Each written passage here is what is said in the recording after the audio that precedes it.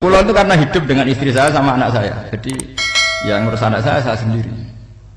Jarang ngulung nyuruh Ustaz dalam jarang. Memang itu, memang saya punya standar pakai kitab-kitab kados hikam. Saya ini merasa hidup di dunia itu sendiri. Saya tak warai lah Allah kalau kotar.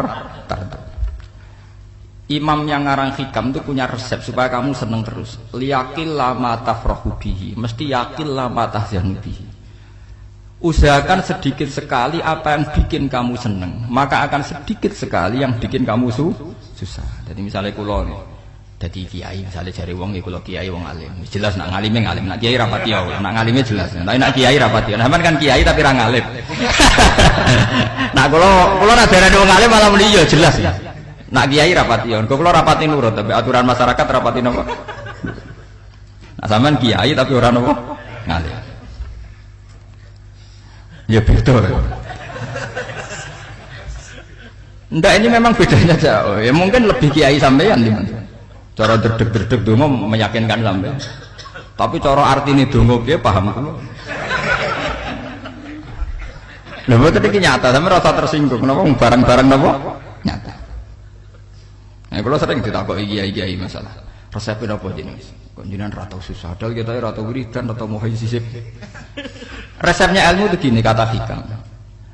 Ulama yang kayak hikam itu pernah ngarang kitab tuh saking syukurnya entah saking angkuhnya terserah ngomentari.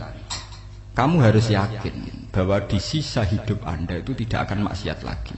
Sehingga kalau kamu ditakdir maksiat, anggap saja akhiru maksiatin kudirat alika. Anggap itu yang terakhir. Siapa yang menganggap mohal bahwa dia tidak akan dosa sampai mati, berarti menganggap Tuhan itu lemah. Karena cara berpikir kita kan bayangkan hidup itu 40 tahun lagi. Misalnya saya sekarang buat 40, bayang urip kadang 4 tahun meneh. Sampean misalnya umur selawe, bayang selawe tahun meneh. Sehingga nganggap dalam durasi ini selawe tahun kok orang maksiat kan mohal. Apalagi sampai sudah tahu maksiat itu bakatem, paham? Ya maksiat itu kelas-kelasan, nak BG pacaran. Nak wong iso omah yo nakal, nak sing setengah soleh ya berbau proposal ya sesuai kontaknya dhewe-dhewe. Itu kan urusan masing-masing. ya itu kan urusan masing. Wae wakisabu ala wa ngono ora ana sing roh wae wakisabu ala. Ngobong wali songo, mbok kangen wali songo, mbok golek selisih wawahu napa alam. Sing roh pangeran piyam. Mbok kangen wali, mbok golek selisih margin. Niku pokoke wawahu napa alam. Ya itu kan urusan jenengan mbek pangeran, mboten urusan kula. Tapi tetap saya sebagai ulama mengingatkan, niat itu ditata. Begini, ulama dulu tuh ngitung hidup itu hanya 2 menit 2 detik. Sehingga dia ya gampang saja.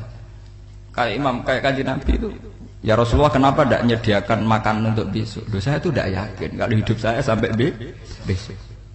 Ya sudah begitu cara, ya sudah tenang saja. Kalau sampean kan bayangkan hidup 4 tahun lagi, 5 tahun lagi, sehingga arah mangan wedi tenang. Padahal bolak-balik zaman cilik arah mangan tetap wedi. Jadi cara berpikir Nabi itu begitu. Begitu juga cara pikir sahabat, cara pikir ulama-ulama yang waras itu begitu. Loh, saya itu pernah melarat di Jogja zaman pertama merantau. Itu kalau santri saya bilang, Gus kok tidak punya beras gitu. Tapi apa yakin nak sesuk urip Pak?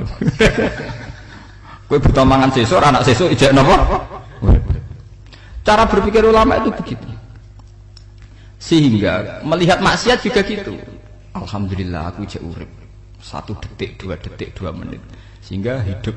Dan itu sudah cukup untuk lafadzkan la ilaha illallah. Makanya kata yang ngarang hikam, betapa murahnya Allah. Surga itu hanya bisa dibeli dengan 2 menit. Karena surga itu senilai la ilaha illallah. Miftahul jannah la ilaha illallah. Itu cukup 1 menit. Berarti surga itu regane mau 1 menit. Dan karena dia nganggap hidup itu 1 menit ke depan, la ilaha illallah, ya sudah. Dia ngitungnya hidup itu per menit. Kalau sampean kan enggak, per 10 tahun, per 20 tahun. Sehingga kriminal betul, cara pandang sampean itu kriminal betul. Sehingga bayang kudu di duwe, kudu di bojo, nak kiai kudu di pengaruh. Lah kalau saya enggak. Saya meskipun enggak sehebat itu, tapi mewarisi keilmuan mereka. Jadi misalnya saya jadi ulama, itu bayang di santri mau sitok. Islam pokoknya ke Ahmadiyah ya gitu saja. Ya pokoknya sudah gitu. Orang bayangno santri sing pampinan takwa khusuk salam template demen gelo. Demen apa? Lo tanyakan santri-santri saya itu mungkin belum pernah nyuruh istri saya bikin kopi. Bisa dihitung. Karena saya itu sederhana saja. Misalnya saya pergi dari Jogja, ini yang nyata salam. Bayangno bojo wis maca gawekno kopi, bukakno lawang malah kecewa. Seperti umumnya orang kan gitu. Semerantu ada-ada bangno bojoku nyuambut, digekno kopi, digodhogno banyu hangat teman, bareng teko bojone wangep kukur-kukur. Karena tarifnya dia ideal, maka mudah kecewa kalau itu tidak terjadi. Nak kula mboten, sembayang napa Yogya pokoke bojoku cek uta Islam. Nak salat 5 wulan ya sudah gitu. Pakai standar-standar yang minimalis. Saya dari rumah bangun sampai ngaji ya, pokoknya melek, ya sudah nak sholat domadem nopo, mulanya sudah gitu. Andai kan saya pakai standar maksimal, maka akan mudah kecewa. Rasulullah juga begitu. Rasulullah itu ngadepi Sayyidah Aisyah, itu ya begitu, ngadepi Hasan Husain. Sehingga tidak ada cerita Nabi mudah kecewa, betul. Karena Nabi bayangkan anak istrinya itu ya minimalis sekali, urusan dunia loh maksudnya minimalis sekali. Misalnya Nabi pagi-pagi tanya, ya Aisyah apa ada sarapan? Ndak ya Rasulullah, ya idzan asumu kalau gitu saya puasa. Kalau sampean usul-usul ora digekno kopi wong wedok opo? Itu kan repot. Muni-muni ittiba sunah Rasul tapi ndak pernah sampean mendekati sunnah napa? Rasul. Sehingga ya tenang saja Nabi. Saya tuh alhamdulillah bisa niru dalam gitu-gitu tuh bisa. Makanya ini kiai muda paling enjoy. Banyak kiai-kiai yang sepuh itu kalau urusan gitu konsultasi sama saya. Gus resep apa kae? Ini kula ora karep apa. Juga saya tidak pernah bayangkan apa tanggaku seneng aku atau ora sing ngaji aku kecewa itu tidak pernah bayangkan. Sampean itu kan makhluk, tidak penting. Kecewa tidak kecewa itu tidak penting. Saya itu orang alim, ngerti ini warido kamat lubi, ora waridokum. Yang tak goleki ridane pangeran, ridane sing ngaji, ridane konsumen. Itu apa? Makhluk tidak penting. Itu harus dilatih. Harus napa? Sehingga orang itu kalau biasa sholat, maksudnya biasa ta'alluq bi Allah, mesti la'alla katardo, mesti gampang puas. Karena dia iktifak ngalap cukup be Allah Subhanahu wa ta'ala. Saya sebagai manusia juga sering ditangisi istri. Misalnya saya sering ke Jogja sendirian. Nah ninggalan apa? Ninggalan itu milih pangeran. Misalnya mati ninggalan ya paling aku mau ngapain nih suaraku. Paling uang nangis gue kegiatan. Bukan apa-apa. Ingin saya bahwa konstitusi ulama itu masih iktimat Allah. Kalau kita kan enggak. Cara berpikir kita ngaji itu ideal sing ono podium, sing ngaji kelaminan takwa kabeh, keturunan kaji kabeh, ndiluk kabeh. Kita kan pakai standar-standar yang dengan asumsi kita. Padahal Nabi dulu zaman sugeng al iman hahuna wa yusiru ila qalbihi sadrihi salah satu iman itu urusan hati. Komitmen sampean be Allah Subhanahu wa taala. Nah ini resepnya. Makanya kata hikam liyaqillah ma tafrahu bihi, mesti yakinlah ma tahzanu bihi. Sedikitlah kamu gembira dengan satu hal, nanti akan sedikit kamu yang kecewa. Artinya misalnya kados kula sebagai ulama seneng kula nu kok ijek iman, ya nggak kayak wong awam. Ya sudah gitu. Jadi misalnya suatu saat kula jatuh, yang ngaji saya gak semeneng dadi kupeding. Wong sing seneng kula bubar kabeh. Kula ya ora susah, miskola darah bener. Gus saiki jenengan ora sing seneng. Ya tenang saja. Sing ora seneng ya makhluk-makhluk ora jelas. Dan status mereka tetap layaduru walayam. Ini harus dilatih. Sehingga Nabi itu ya meskipun beliau itu perang, sahabatnya meninggal ya tenang saja. Nabi cara berpikir yang meninggal mereka mati syahid, yang masih hidup dianggap berpotensi melakukan kebaikan. Sama tak warai resep-resep dari Rasulullah SAW. Saya ini sebetulnya memaksa, menjelaskan ini maksa karena saya inginnya jadi ulama yang kayak umumnya orang. Tidak ideal amat. Tapi kan saya ditegir ilmunya itu ideal. Jadi terpaksa saya jelaskan. Tapi kalau perilaku saya tidak akan ideal. Soalnya ngawur. Saatnya mari kufuri pengiran nganggur bolak-balik cerita. Ada seorang wali, karena dia wali itu doa di multazam, ya Allah saya ini minta satu hal. Karena dia wali maka tidak minta uang, tidak minta jabatan, minta engkau takdir saya tidak pernah maksiat. Itu kan bagus sekali. Minta doa ditakdir gak maksiat kan ada. Dari pengiran malah Syafi'i. Fa'ena ada ukufran. Karena tahu maksiat malah sifat ghafurku tak ada kok endi. Gamane pangeran ngene, sifat ghafurku rak nganggur. Malahnya tidak ada orang selain Nabi kecuali ditakdir tahu maksiat. Dan sifat ghafure pangeran efektif. Paham napa? Lah sampean kan ghafure mbok nggo kabeh. Dadi karek sajidul iqab. Karena maksiate sampean wis sering. Jadi sifat ghafure wis berlaku aktif. Saya karek nunggu sifat sajidul iqab. Paham ya? Itu beda dengan wali-wali. Sifat sajidul iqab mau aktif, mereka tidak punya dosa. Malah pangeran bingung gak kok sifat ghafure. Apa apik tak dakoki ghafur ora tau dosa. Didakoki sadid itu kok gak tau maksiat. Dadi pangeran malah sing bingung. Nak kowe ora tau maksiat ghafur kok tak dakoki. Kok ora tau maksiat wong iku ora tau apa? Didakoki sadid likop gak mungkin ora tau maksiat. Lah pangeran ape dakok ghafur kan syaratnya dosa sik. Sampeyan kan walian. Ghafure wis dientekno. Keseringan kepake, paham ya? Karek nopo? Karek sadidul ikom. Ya itu memang standar Tuhan. Semua Quran itu kalau nyeritakan gitu. Nabi ibadi anni anal ghafurur rahim. Kawulaku ceritani aku ghafurur rahim. Tapi yo ceritani wa anna adzabi wal adzabul alim. Nabi ibadi anni anal ghafurur rahim wa anna adzabi wal adzabul alim. Kalau Nabi Ibrahim, Nabi Muhammad inna rabbaka lasariul iqab. Pangeran cepat nyiksane, tapi wa innahu laghafurur. Jadi dua sifat ini pasti aktif. Dan tentu ulama itu senang sifat ghafur itu ya meskipun aktif, tapi mereka tidak pernah ngambil fasilitas sifat napa? Ghafur. Kula baleni malih. Sehingga kayak Sayyidina Umar radhiyallahu anhu ketika beliau pertama jadi khalifah, ini cerita di kitab Hayati Sahabat. Pertama dia jadi khalifah, orang mengira dia akan ngomong hal-hal yang besar, visi besar tentang negara, visi besar tentang izzatil Islam wal muslim. Tapi ketika Umar pertama pidato begini, ayuhal muslimun ayuhan nas, ana, dari kata Sayyidina Umar, ana hulamun min bani Makhzum, akulu min kholati. Saya ini pemuda dari Bani Makhzum. Kecil saya bisa makan karena bulik-bulik saya punya kebun kurma yang kalau saya memanen diopahi beberapa biji dan itu menjadi kuti wahayati, menjadi saya bisa hidup. Terus wassalamualaikum warahmatullahi wabarakatuh. Orang itu penasaran semua. Orang jadi khalifah pertama dibendem jadi Amirul Mukminin, pidatone ngenang masa kecilnya ra kelar mangan, kelare mangan mergo buruh bulike, paham ya? Ngondoh kurma terus dikai tamarotin, beberapa kurma sing dadekno iso dan itu saya pakai sampai ketemu Allah Subhanahu wa taala. Saya pakai misalnya sekarang saya mulya, misalnya kalau dibilang mulya ya ana sing nyucup, ana sing husnudzon, ana sing hormat, macam-macam sawangane itu bodoh sekali kalau saya menikmati itu, bodoh sekali. Paling banter nikmati dicucup, dihormati itu apa, tapi kalau nikmatnya bisa makan saat itu tuh nyawa. SBY jadi presiden prestasi, Gus Dur jadi presiden prestasi, tapi umpama presiden tetap mangan. Prestasi tertinggi adalah bisa makan selisat dirumki gojogonyo. Makanya Umar mengingatkan, sebetulnya nikmat tertinggi saya itu tidak saat saya jadi khalifah, saat itu kok aku iso mangan, cara gak aku mati. Paham ya?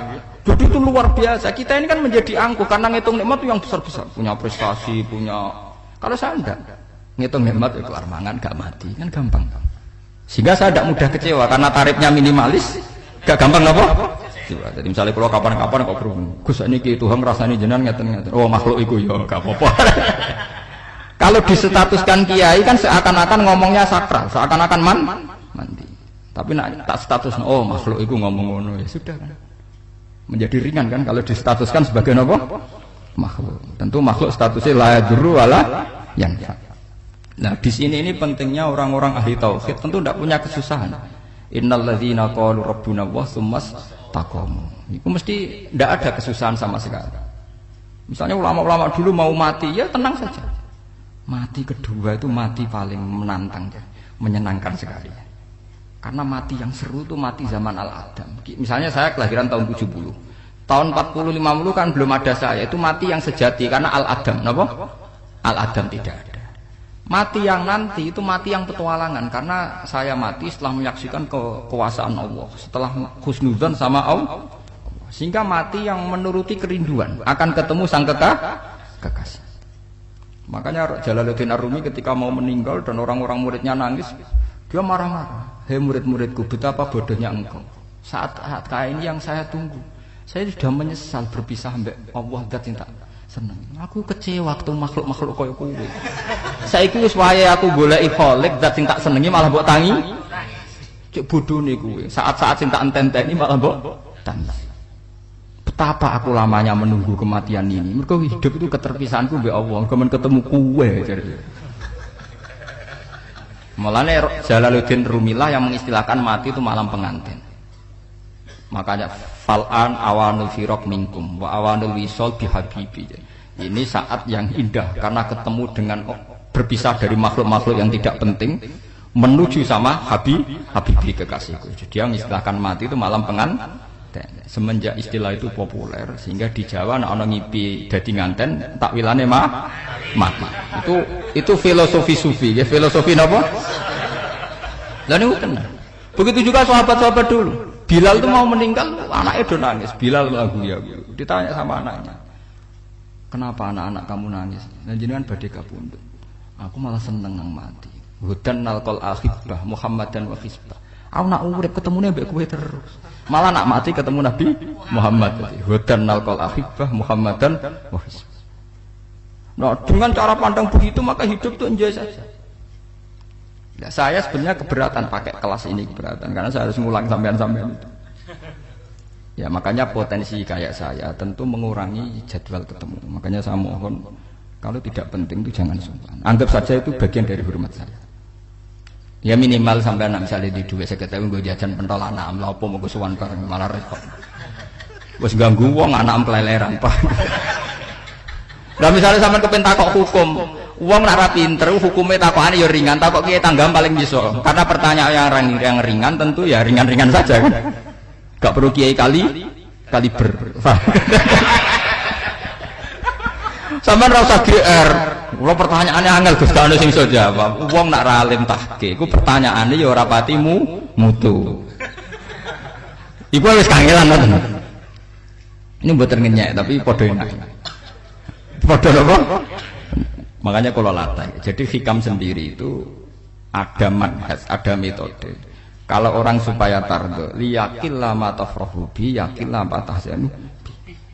Anak saya itu kalau habis main pulang, itu saya senengnya pol. Istri saya pernah jangan.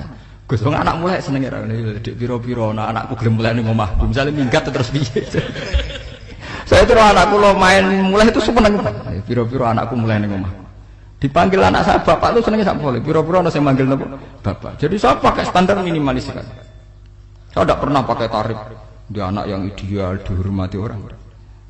Sampai anakku sujud ning pangeran ngerti pentingnya maca tasbih. Makanya anak saya tak namakan tasbih semua. Itu ya sudah. Saya tidak pernah bayangkan anak saya jadi kiai besar dihormati cuma. Mari gampang kecil. Ya sekolah kan Sayyidina Umar. Saya pemuda dari Bani Mahzum. Yang kecilnya bisa makan karena buruh bulikku. Akal tuh tamarot. Wah itu saya baca tuh nangis betul. Betapa hebatnya Sayyidina Umar. Mengingatkan ulang bahwa nikmat tertinggi itu ya makan karena makan kaitannya nyawa. Orang jadi bupati enggak jadi bupati tetap makan. Jadi kalau ngatain saya tarifnya minimalis sekali. Oh, kalau orang sudah makan gitu lah Allah katar mudah sekali. Tapi kalau sampai tarifnya ideal harus dia mobil kudu sangune akeh. Mosok gue mobil gak sangu akeh. Barang wis sangu akeh kudu go penderek. Mosok kere lunga wong sugih kok lunga tanpa penderek. Barang pendereke maju. Mosok ora kena dikeloni jadi malah repot. Akhire go wong ayu. Anak selingkuh dijar-jari sing itu malah perkara meneh. Wong kok ruwet nuruti tahapan-tahapan duniawi ruwet. Makanya resep kalau ingin senang tuh kon salat. Maksudnya salat tuh dihayati secara tauhid ya. Dihayati secara tauhid. Misalnya inna sholati wa nusuki wa mahyaya wa mamati lillahi rabbil alamin. Itu akan pasti Allah katardo, pasti mudah melihat alam ini ridho.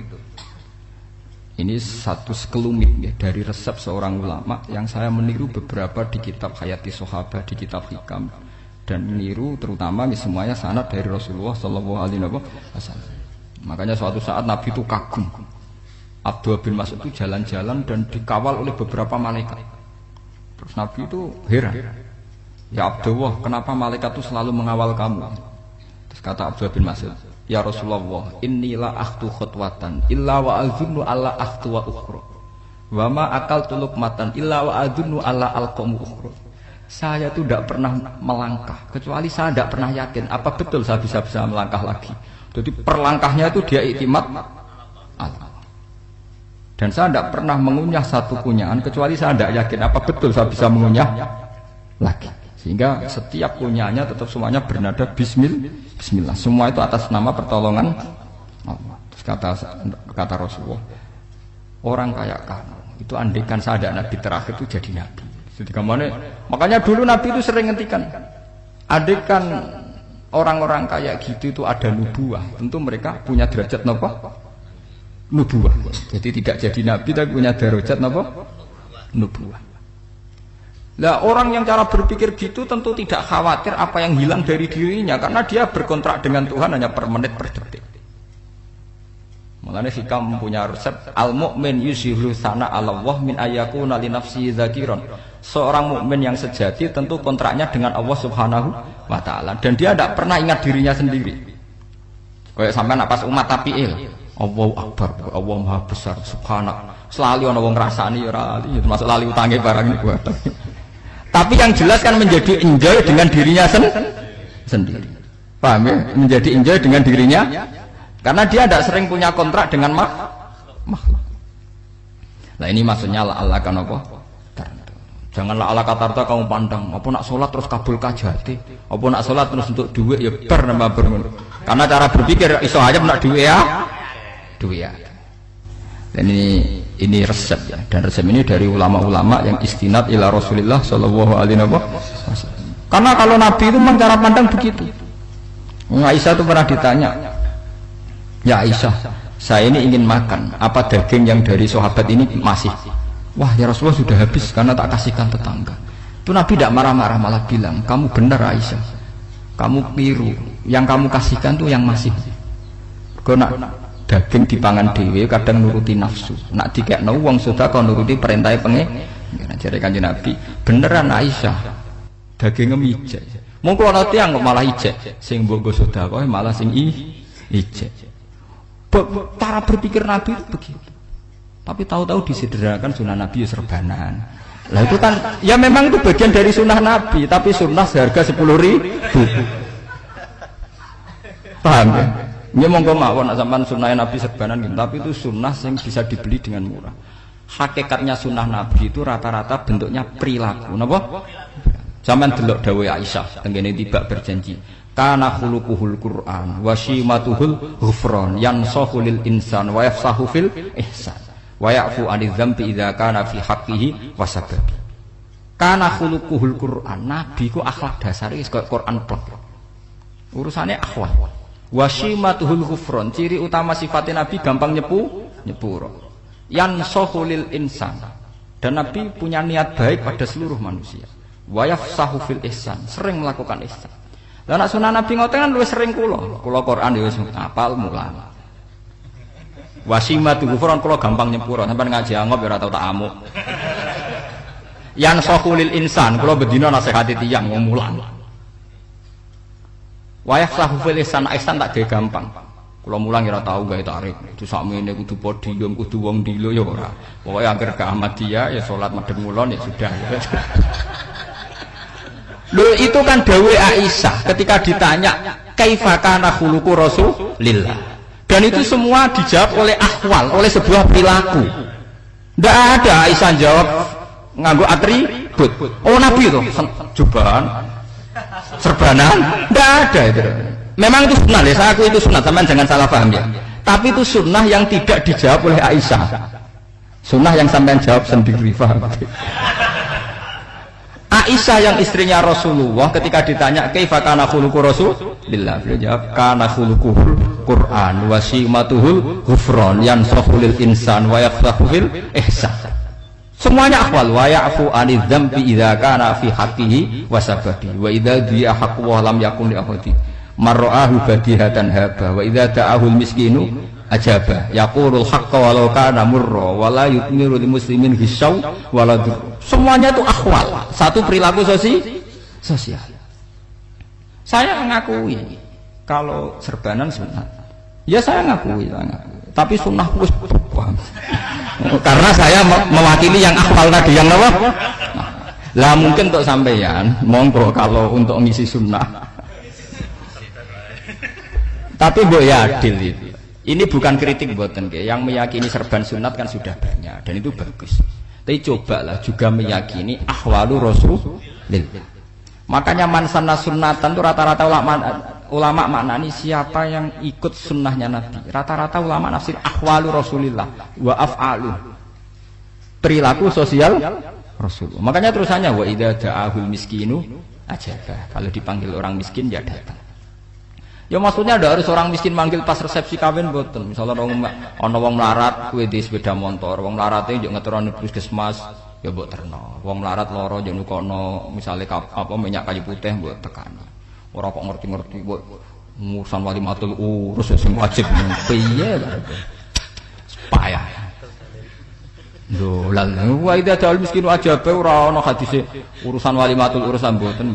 Kalau orang miskin manggil ya dalam riwayat hadis ya Nabi sering dipanggil orang miskin ya Rasulullah mbok datang ke rumahku ada apa terus ya Nabi saya tuh ingin rumahku sing elek jenengan nate salat teng mriku ya Nabi datang ya salat saja ya ora jaman fi ayyi makanin aradta an usolliya fi kamu di tempat mana kamu seneng salat teng mriki ya Rasulullah ya Nabi salat sing ngundang ya waras pisan kenangan mek Nabi kok mae dienggo salat Nabi sampeyan tahu tanggung kiai kon salat kon mromosekno anakmu iku paham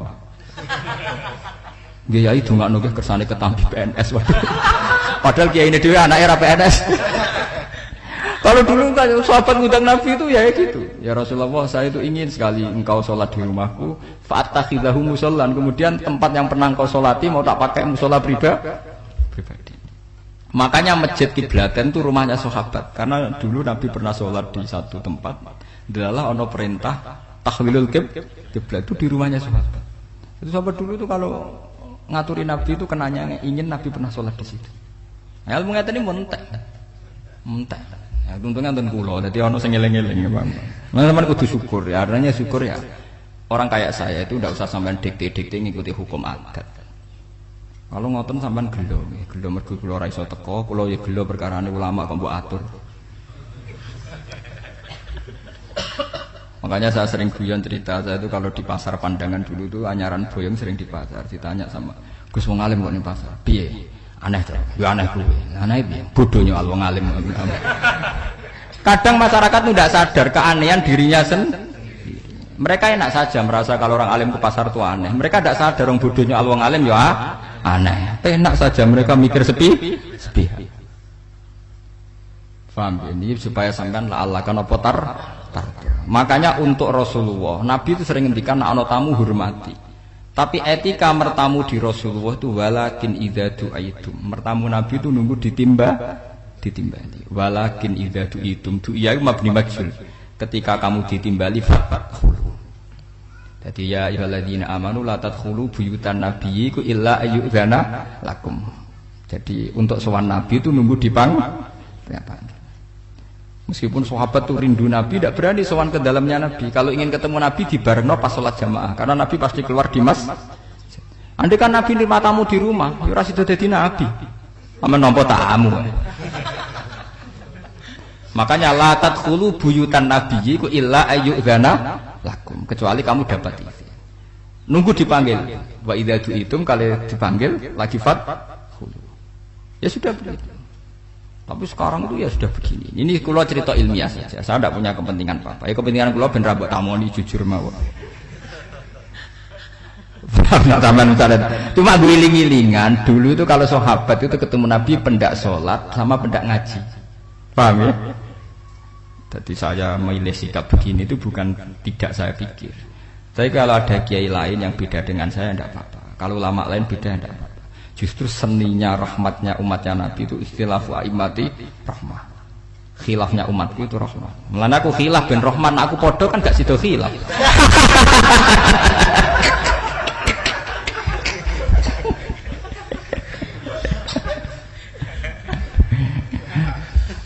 Dasar duwe buat khilaf. Jadi sebetulnya jelas ya ayyuhalladzina amanu la tadkhulu buyutan nabi la yudzana lakum la ta'amin ghairu nazirina inna walakin idza du'itum. Kalau kamu ditim. Nah, padahal setelah tidak ada nabi tentu yang mewarisi nabi adalah ulama. Ya minimal itu ya ulama itu pokoknya kula kenangan jenengan yang ngaji. Kenal Gus Ba ya kenal nabi pas ngaji ya sudah gitu. Sahabat kenangannya sama nabi ya gitu. Nabi roh jenengem ora cuma aku bedina jamaah mbek Nabi. Ya sudah gitu kenangannya. Yang kenal Nabi ya sahabat papan-papan atas ya. Makanya sahabat itu ribuan tapi pancet sing muncul ning hadis Abu Bakar, Umar, Utsman, Ali. Karena yang lain memang enggak kenal, hanya ikut sholat, ikut Ngaji. Jadi ya ndak ada mah enggak tahu muncul ning apa? Hadis. Muncul jam'un minas sahabah. Munculnya rombongan. Ya karena mereka kenalnya Nabi ya benda sholat, benda apa? Ngaji. Paham gitu. Terus niki kula sukani resep liyaqilla ma tafrahu bihi, mesti yaqilla ma tahzanu bihi. Supaya sedikit sekali yang bikin kamu senang, maka akan sedikit sekali yang bikin kamu Jadi misalnya kita bayangno bojo ngoten. Bojoku alhamdulillah cah Islam nak salat madhepmu. Jadi misalnya roh cerewete, roh judese, roh kukur-kukure mbek angop tenang. Tenang. Mergo jais Islam. Tenang, karena tarifnya mini. Mas, jajal misalnya tarik bojo kudu senyum teko wis maca. Bareng roe teko angop. Waduh, wis bar. Itu dari hikam gampang. Makanya hikam itu punya cerita. Suatu saat seorang raja itu dapat kiriman gelas keramik yang indah sekali dari Zabarjat. Terus bertatahkan intan, pokoknya serba mewah. Raja itu senang sekali. Ketika tanya penasihatnya, menurut kamu gimana gelas ini? Ya gelas ini indah sekali, tapi sebaiknya raja ndak punya aja. Loh, saya senang kok sebaiknya ndak punya. Saking senangnya raja itu tiap minum pakai gelas itu. Kalau ndak ada nggak mau minum. Suatu saat gelas itu pecah, susah sekali raja. Memanggil penasihat, iya bener kamu. Kalau saya dulu tidak punya malah tahu pecah. Jadi dulu raja itu yang gelas atom gelem, gelas biasa gelem, kan menjadi bunga yang gampang kan ringan. Tapi sekarang bunganya bersyarat, kan menjadi tambah repot. Sama, aku di sini untuk bojo, aku asal wedok, sampai sholat madem mulat mesti seneng. Tapi setelah kamu pakai tarif yang macam-macam kan tambah senengnya ngenteni macak, ngenteni ramah, ngenteni servis kan repot. Tapi aku bojo kula sering janggal. Kepengen kula niku ngamuk, kula bilang ngamuk apa kowe Islam apa. Kowe ya rohku ya Islam ya salat, ketoke madhep wulan nang ngamuk urusan apa. Ya aneh memang cara berkeluarga saya aneh, tapi aneh yang waras. Timbang sampean umumnya orang umum tapi tidak bener. Karena tarifnya kebanyakan. Nah, itu jenis apa? Liyaqilla ma tafrahu bihi, mesti yaqilla ma tahzanu. Al-Fatihah.